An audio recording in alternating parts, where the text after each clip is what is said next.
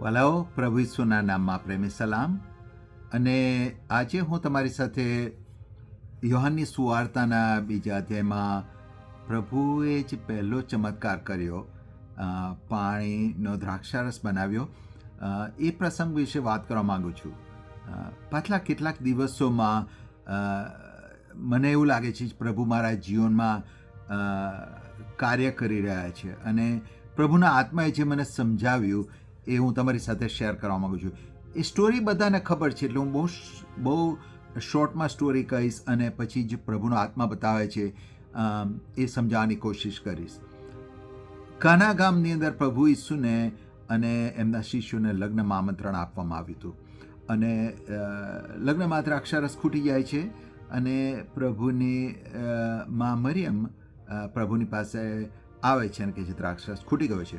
અને ત્યાર પછીથી પ્રભુના કહેવા પ્રમાણે ત્યાં જે 6 કુંડ હતા પાણીના ખાલી હતા, એમાં પાણી ભરવામાં આવે છે, અને પ્રભુ એ પાણીનો દ્રાક્ષરસમાં બદલી કાઢે છે. અને જે ઘરનો જે કારભારી હતો એવું કહે છે કે આ દ્રાક્ષરસ પહેલાં જે દ્રાક્ષરસ વાપરવામાં આવે એના કરતાં પણ અતિ ઉત્તમ છે. અને જ્યારે એ ફરીથી એ બનાવ હું વાંચતો હતો ત્યારે મને ખ્યાલ આવ્યો કે પાણીની અંદરથી દ્રાક્ષરસ બનવો અથવા પાણીની અંદરથી દ્રાક્ષરસ કરવો, એનો અર્થ એવો થાય છે કે જાણે મારા ને તમારા જીવનમાં એવા સમયો આવે છે, એવા પ્રસંગો આવે છે કે જાણે બધું ખાલી થઈ ગયું છે, ખતમ થઈ ગયું છે.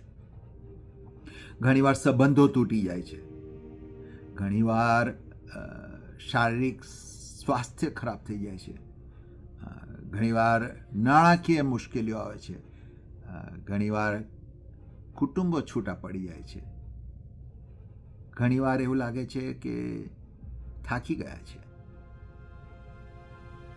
અને એવા સમયે મને તમને સમજ નથી પડતી કે હું શું કરું.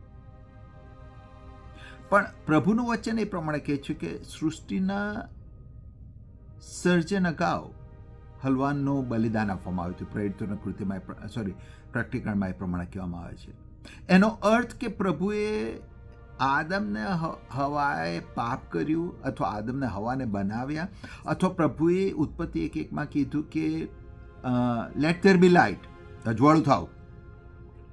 હજુ પાપની શરૂઆત પણ નથી થઈ. એ પહેલા સૃષ્ટિના મંડાણ અગાઉ પ્રભુએ હલવાનનું બલિદાન આપ્યું છે. એટલે પ્રભુએ પ્રશ્ન ઊભો થયા પહેલા સોલ્યુશન કરેલું છે. હવે જો તમે એ રીતે વિચારો તો મારા ને તમારા જીવનોની અંદર જે પ્રશ્નો ઊભા થયા છે એનાથી પ્રભુને કોઈ આશ્ચર્ય નથી થતું, પણ પ્રભુની પાસે ઓલરેડી એનું સોલ્યુશન એ પ્રશ્નો ઊભા થયા પહેલા છે. અને એ બાબત હું કેવી રીતે સમજી શક્યો કે પાણીનો દ્રાક્ષારસ બનવાના માટે જે ઇન્ગ્રેડિયન્ટ્સ જોઈએ એ બધા ત્યાં હતા.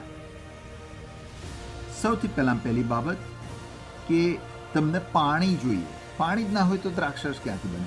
ત્યાં પાણી હતું. પાણીને રાખવા માટે જગ્યા જોઈએ. ત્યાં 6 કુંડ ઓલરેડી હતા. પાણીને લાવીને કુંડમાં ભરવા માટે માણસો જોઈએ. ત્યાં ઓલરેડી ચાકરો હતા. અને સૌથી વિશેષ વાત, પાણીના દ્રાક્ષરસ કરવા માટે સુપરનેચરલ દેવની હાજરી જોઈએ, અને પ્રભુ ઈસુ હાજર હતા. એ બધા ઇન્ગ્રેડિયન્ટ્સ હતા, પણ પાણીમાંથી દ્રાક્ષરસ બનવાની જે ચાવી છે એ મરિયમના શબ્દોમાં છે. અને મરિયમ એ પ્રમાણે કહે છે, તે જે પ્રમાણે કહે છે એ પ્રમાણે તમે કરો. એનો અર્થ પ્રભુ ઈસુ જે કહે છે એ તમે કરો તો પાણીનો દ્રાક્ષારસ બની જશે. મારા ને તમારા જીવનમાં પ્રભુ એ જ રીતે કાર્ય કરે છે. મારા ને તમારા જીવનમાં બ્રેક થ્રુ લાવવાના માટે, સાજાપણું લાવવાના માટે, સંબંધો સારા કરવાના માટે જે બાબતોની જરૂર છે એ બધી પ્રભુએ આપેલી છે, અને પ્રભુ પોતે પણ હાજર છે. ખાલી એક જ બાબતની જરૂર છે કે જે તે કહે છે એ પ્રમાણે કરો, તો પાણીનો દ્રાક્ષરસ બની જશે. ઘણી બધી વખતે મને તમને સવાલ થાય છે, શા માટે મારા પ્રશ્નોનો જવાબ નથી મળતો, શા માટે મને સાજાપણું નથી મળતું, શા માટે મારા કુટુંબમાંથી શાંતિનો અભાવ છે. બધું જ છે, પ્રભુની હાજરી પણ છે,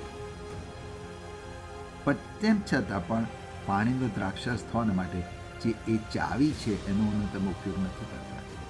જે તે કહે છે એ પ્રમાણે કરો. અને પ્રભુએ મને આ રીતે સમજાવ્યું કે જો મારે બ્રેકથ્રુ જોઈએ છે, જો મારે મારા જીવનમાં જે ખૂટી ગયું છે, તો જે દ્રાક્ષરસ ખૂટી ગયો છે એને દ્રાક્ષરસ ફરીથી મેળવવા માટે જે બાબતોની મારે જરૂર છે એ બધું હાજર છે. ખાલી મારે પ્રભુ જે કહે છે એ પ્રમાણે કરવાની જરૂર છે. અને જો હું ને તમે એ પ્રમાણે કરીશું તો ચોક્કસ તમારા જીવનમાં આનંદના પ્રસંગો આવશે. આશા રાખું છું પ્રભુએ તમને આશીર્વાદ આપ્યો છે. Thank you.